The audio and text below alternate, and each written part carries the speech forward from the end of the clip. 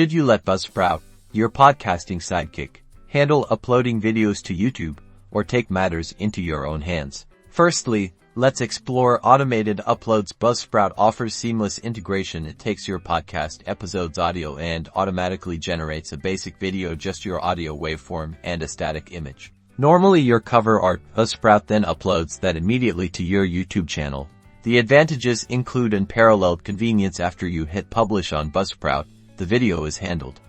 It frees up your precious time. It's incredibly easy to set up and get going.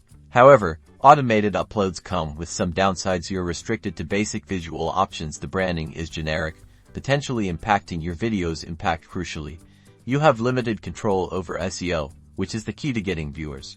Now, let's flip the script and consider manual uploads. This method involves exporting your podcast episode's audio, then edit the video yourself in a video editing software.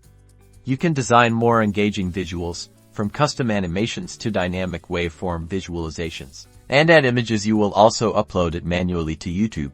This way you'll have complete creative control, allowing you to make your branding stand out. You can optimize your video descriptions and titles for search engines SEO, which boosts discoverability. You can also add end screens to increase video views to other videos. The disadvantages: this method is far more time-consuming, requires video editing experience, and has a larger learning curve. So, which path do you take? If you're after speed and ease, Buzzsprout's automation is fine. If you are prepared to give up the full power of YouTube, if you want complete control over your video's appearance, SEO, and reach, manual uploads offer the best results. But with more effort, think about your goals, your resources, and choose the strategy that best suits your needs.